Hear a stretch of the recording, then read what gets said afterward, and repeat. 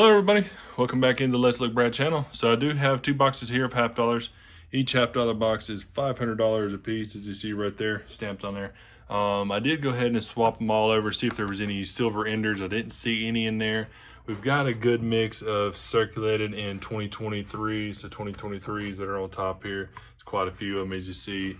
So there's a lot of them in this box also that are stacked up on top, but we'll work through it. We'll see what's inside of the roll there. As normal, we're going to look for silver. We're going to look for any of the DDOs if we can find any additional errors, lamination errors, cuts, so forth, so on. So let's go ahead and jump into the first box here, and I'll bring you in on our first find.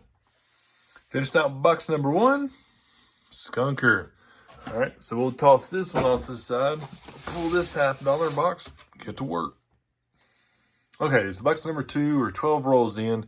Got some more variety years set up here. Definitely going to look to those. The reason why I say the 12th roll is I'm pretty sure we've got some silver right here.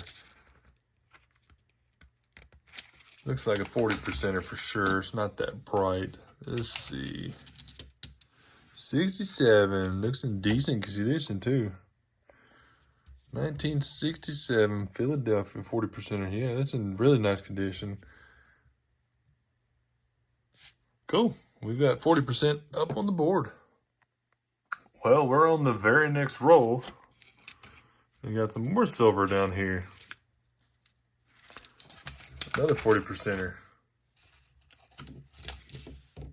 And that one's going to be in a beautiful condition also. 1968. A little bit of brushing on the cheek there, but man, this is a really nice 68. Wow. Looks good. That's two on the board for us. All right, so I'm working on the 30th roll in the box here. Got some more variety set up. Now, this one here looks older. That one's completely silver too. Looks like a 90%er on there. Not seeing any of the extra alloy, extra metal coming through. So let's see what this one is. Got a Benji. Come on, 1963 Benjamin. Wow. Like I said, the reeded edge there. It looks decent, but it's definitely older. It's just missing some on the top and bottom there. We got a Denver mint mark. Yep, we got a D mint mark, top of the bell up there. Wow, 1963 Denver Benjamin. Wow. That's awesome. Wow, more silver on the board, man. Let's keep moving, guys. Down to the last 9 rolls in the box here, and I got another one in the middle of the roll there. That one looks to be a 90%er as well. A little chunky. 1964, so we did get a Kennedy 64 also. So that's going to be a 90% also. A little bit of stuff on there, but it's got some good detail on the coin. Awesome. Another 90%er for the board. Finished out box number 2. Already went through the varieties. Didn't see anything in there. It did pop out a nice toner though. Has a brown coloration to it. It's pretty toned for sure. Might be one of those windowsill coins, but yeah. Got a toner there also. Got 4 silvers on the board so far. But what I'm going to do is I'm going to go ahead and get 2 more boxes to add to this hunt. Bring you right back in. Here we are, box number 3. So I'm going to search through this one. This is the bank that the vault kind of rotates its coins around. So not hoping for too terribly much in here, but I do have 2 more boxes ordered. So we might just add those in here. Trying to find a little bit of silver to stack up. But anyhow, let's jump on in, see if we get something. All right, we'll finish up on box number 3. Got a few little things set off to the side here. Let you look at. Actually, let me plug this scope back in, unplug it. Plug the scope back in. Anyhow, we did get a third to the last roll there. We got a 1972S. So it's pretty worn in. Actually, I looked up under the scope to see if there was anything on it. Didn't see anything on it, but we got a proof out of there, so that's always cool. That goes along right with the silver there. Just filling the board up. We did get a really crazy looking toner there. Look at that tone. Bluish, brownish color. Got the ring of death through it. Flip it on over, and it's got even more coloration on the back there. So that's crazy. Like it was actually put in a book and watered down, and colorations the pages actually stuck, the colorations of that stuck to the coin. But anyhow, over here I did get 2 of the 1982 Philadelphias. I usually don't get them in the boxes. It's been a while since I've actually seen one. So I got 2 of them actually in the box here. And these are the ones you're going to look for the no FG. And both of these would have the FG on there. You could barely see it. It's a little rubbed in there. This one's a lot better on this one here. But FG on the bottom right of the turkey's feather there, right bottom right of the abdomen there. But that's cool to actually get the 82s out of there. Then it's 1996 Denver. It actually, you see right between the 1 and the 9, looks like it's got some feeder finger marks in there, and it goes up to the D. It's not really any additional damage on there, but it does have a little bit of light crack coming off of the neck straight down to the 9. Let's see if I can throw it up under scope and show you just a quick second. But like I said, it looks like feeder finger marks right there on the coin. Goes up to the D, some there, some here, all the way down here, feeder finger marks, and it's got a light crack right here. It wraps around the 9 actually and goes up to the neck. So that was just interesting too. But like I said, I checked the coin over. There's another feeder finger mark there, going straight through the W to the neck. Interesting, just stood out when I was coming through. Usually these 96s would have a die crack coming off of the neck, and it goes in front of the 9 into the rim. Usually that's a good indicator that you may have a die clash, and the clashing would be right in front of the neck here. Some of it could be right here at the bottom of the backside of the neck, going up the back end of the neck here. You'll have it on the cheek. Might have a little clashing. That actually might be a little bit of clashing there. A little bit of clashing could be right here, right behind the ear, and then you flip it over and it'd be on the other side of the coin. Then too, I want to say this one had, was it this one? No, it's probably one of the 82s. Anyhow, it had additional little reading across the edge of the coin area. So anyhow, just a couple of oddity finds so far. Hey, let me go ahead and jump in. Use your box number 4 and hopefully number 5 also. Yeah, 2 more boxes. All right, so these 2 boxes are actually from the same bank as we've got our first couple of silvers out of. So crossing fingers, they had 2 more boxes for me ready 2 days later. So anyways, crossing fingers, we get some more silver out of here. It looks pretty circulated. It's had its normal 2023 Philadelphia and Denver mints, but so did these here. Anyhow, jump on in, bring in for our first find.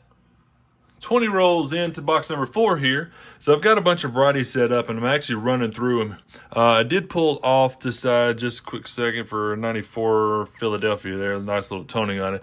But I'm working through the varieties right here. Got one under the scope.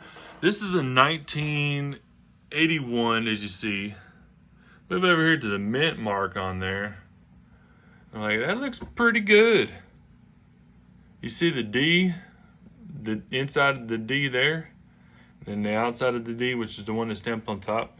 So that looks pretty good. And then, even then, I also use the light that's on the camera here, and I'll work it in and out just to see angles and see a little more defined. But let's see, you can definitely tell right there. So that's pretty cool. That's a nice little find. A 1981 repunched mint mark. God we trust. Swap hands. Get you a little closer. Not sure if it's actually doubling or anything on that U. Nah, probably just damage. And let's see. Let me back you out one. Nice. Doubling on the R. No. No hairline. Nothing in N. All right, well, like I said, that's a pretty cool find, though. Repunch mint mark.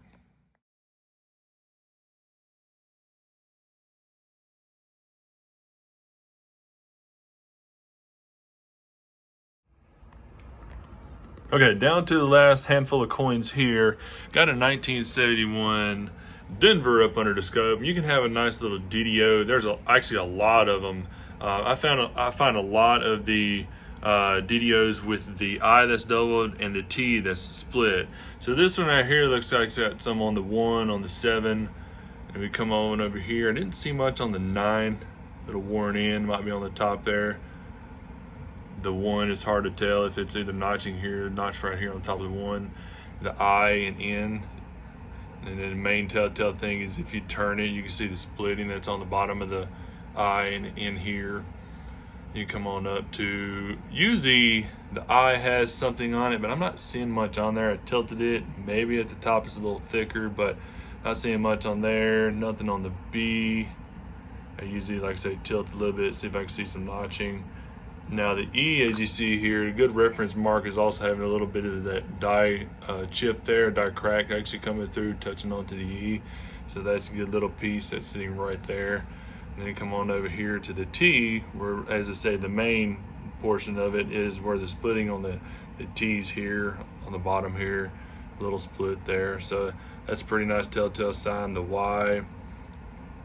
So that's a nice little DDO there. It's pretty worn in. If it was in better condition, but yeah, it's pretty worn in. But that's a cool find. That's a little more telltale, a little more references is what I like on these. Like I say, a lot of the times it's the I and the T, and I find probably 5 to 6 of them in a box a day, per box. So anyhow, to find one here with a little extra reference mark on there, like I say, for that E there, that's a nice little added touch. Anyhow, cool find.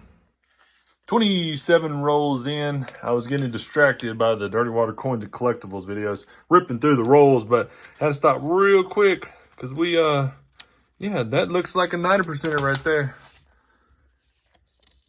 Tell the coloration on it. And really nice read, too. Probably a 64. No. What is that? That's silver. Wow, S. Wow, that's cool. Okay. We will take it. That is cool. Never found a bicentennial S, especially all silver also. That's cool. We'll definitely put that one on the board. Keep moving. All right, pulled all the rolls out, searched through everything there. Got quite a few of the varieties stacked up here. Just wanted to give you all a heads up of what I've got going on. I'm going to go ahead and run through the varieties. Hopefully we get something extra out there, but board's looking pretty healthy. Down to the last 13 rolls in the box there. A ton more varieties added to there, but bring you in because this last roll, we had an S proof. Some 1988 S proof there. So I'm pretty sure that's a fill the board type video. So that's pretty nice. 40 percenters, 90 percenters. Got the varieties also and a proof with it. So toners, everything's there. So that's cool. We got another silver. Second coin in. Almost an ender. I haven't seen any enders in here so far. 67. Philadelphia. Nice. 40 percenter up on the board also. Scoot these over just a little bit. I got to get in here, guys. I had to warm up at the end of the box, didn't it? Look at that one. The second one from the top is almost another ender. Right there. That's a 90 percenter for sure. That's a really beautiful edge. Ooh, yeah, buddy. Another Benji. 63. Denver. Big D on top of the bell up there. Wow, that would make 2 so far. I'm going to have to start pulling these coins down. Sorry, guys. Hang on a second. Yeah, put it right there. All right, keep moving. Okay, squeeze out the rest of the box number 4. I tried to put as much varieties as I could. I had like 7 rolls left, so just stack it on up on here. So I'm going to search through all this right here, and I'll bring you back in for a nice wrap-up. All right, well, I searched through everything. We had a really good hunt, actually. I really liked that. I love getting the varieties in there, especially the silvers. But like I said, the varieties are pretty crazy. So move over here. We had that 1971. That's like I say, the DDO I think is a little better. It's got a little telltale sign that's right up here on the E there with that extra little die crack, die gouge area. Then the 1981, it had a D over D RPM. Looked good to me. So send it off to a couple of folks just to think what they, pick up on it also. It doesn't help to get some outside help also.